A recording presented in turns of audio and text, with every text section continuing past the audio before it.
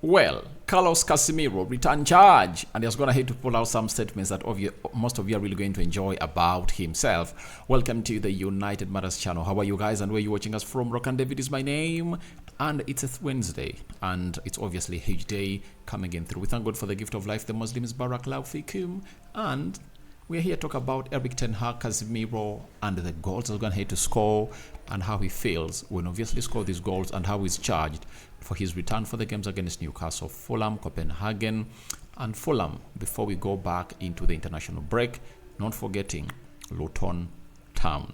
Not so? So, hope you guys are really doing great, and we're here to obviously give you the best that deserves, as journalists are putting out stories that Eric Ten Hag is really on pressure, yet the man is really in control. And let's start it off with the story of Casemiro Carlos. Casemiro says, of course, the stats you mentioned are important. 4 goals in 11 goals, especially for me, who is a defensive midfielder. I always try to contribute. My main role is not to score. I have other tasks to do, but if I can score and contribute, that's important. The credit goes not only to people, to the players and the one who scored, but also to the staff. That is what Casemiro went ahead and put up. Now,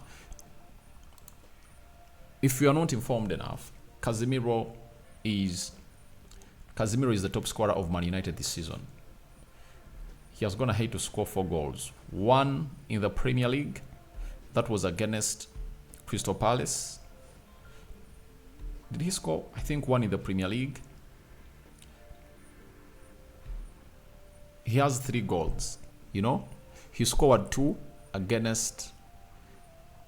He scored 2 against Bayern Munich, scored 1 against Nottingham Forest, and there is another game in the Premier League where Casemiro went ahead to score a goal, right? And that's going to hit to put us to that level of really having 4 goals, and is the top scorer of Manchester United. That is Casemiro for you, and we are all happy for him. And during the international break, he really got an injury, and that's why he's been not playing for the club of Man United in the recent past. But I can confirm to you that all is okay, and he's back for today's game as we take on Newcastle. So Carlos Casemiro is talking about how it's important for him to score goals, but that is really a by the way at the club of Man United. His main aim is to really go ahead and obviously and shield the back 4, connect the midfield to the attack, and that will obviously get you to where you want to be as a player of Manchester United. So he's really positive about what is happening at the club of Man United, and he has gonna obviously add on more to the gist, and said how he has gonna to master the technique of scoring goals in set pieces of Manchester United. He said, it's something we've worked a lot on. Eric Ramsey works a lot on set piece solutions, and he's at the club for that reason.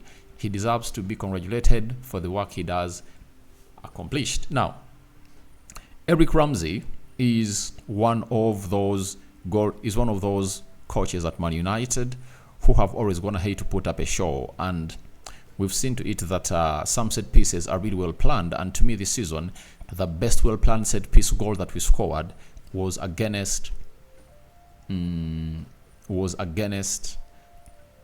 Forest. The second goal that we scored as an equalizer. Bruno has a free kick. He doesn't take it directly into the center, into the mixer. What he does a cutback to Rashford. Rashford takes one more extra touch and looks for Bruno at the far post, because after Bruno takes that free kick, he runs towards the far post and Rashford looks for him.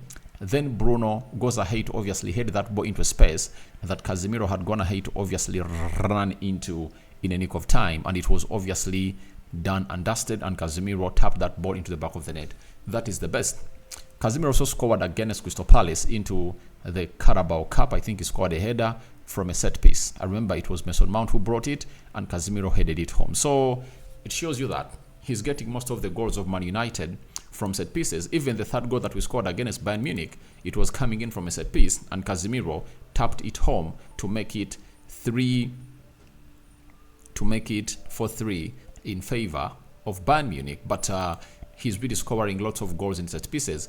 If at all you remember the goal he scored against Newcastle in the final, it was a set piece well delivered by Luke Shaw. So that is it coming in from Casemiro. He also, all right, something else that he said was, you mouse don't really make my work hard. Then he went ahead and said that it will be a very difficult match, but one that we'll enjoy playing. It will be a match that will be decided on small details. The team that makes the fewest mistakes will win. It's a match worthy of a final. We are very excited about this match because United Newcastle is a big match. So it shows you that Casemiro is back. He's back and ready to obviously take on what he's well deserved for as a player for the side of Manchester United. And this is huge excitement from all fans all over the world, because all what we are praying for is to see to it that the chemistry in between Casemiro and Sofian Amrabat really continues to build day in, day out. And that's exactly what we want.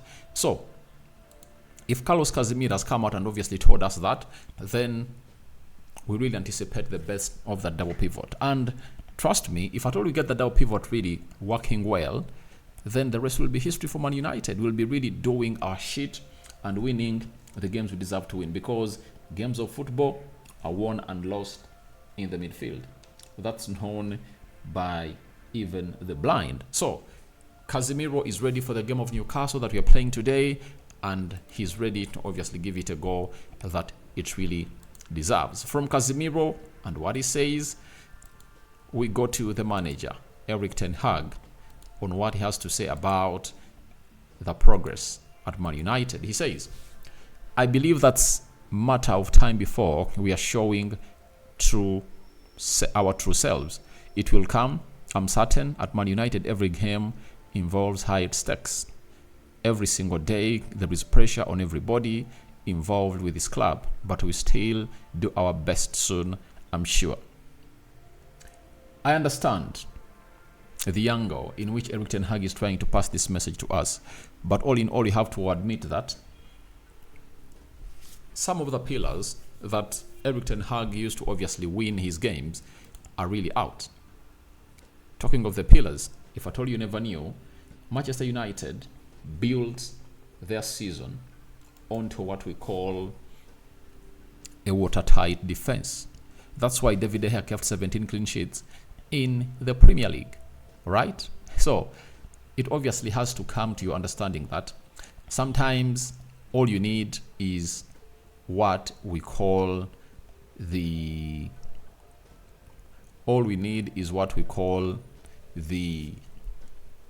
midfield to obviously come in through and obviously get better and get your players back. If you're having Rafael Varane, Lisandro Martinez, Luke Shaw, Casemiro, Amrabat, I think you'll have no excuse to give if at all you lose a game, because Casemiro has shown us that even through the midfield, he can score games. That is it.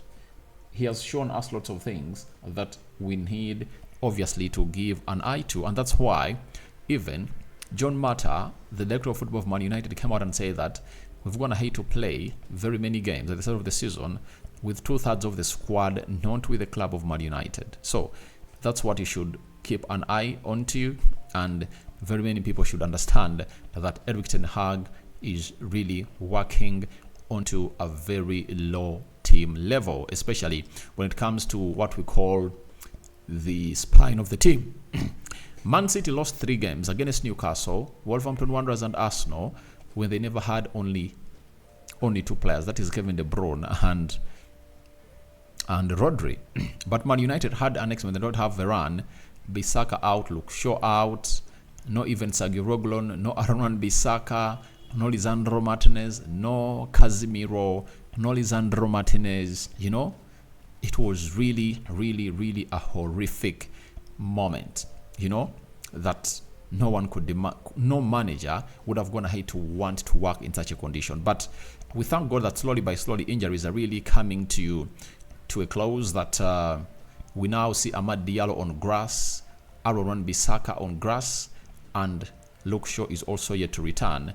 The only longest injury that we might not see until January is going to be Lisandro Martinez, because he needs 3 months rest to obviously get back to where he deserves to be as a player at the club of Manchester United. So that is it, Erik ten Hag, and I want us to give a benefit of doubt, and sacking him won't be a solution, and no one is going to sack him. That is it. Your reactions to Casemiro return charge are on, as Erik ten Hag tells the people at United and the fans that everything is obviously going to get well and better. May the living to God bless you. Abundant work, and David remains my name. I'm out. See you later. Ciao.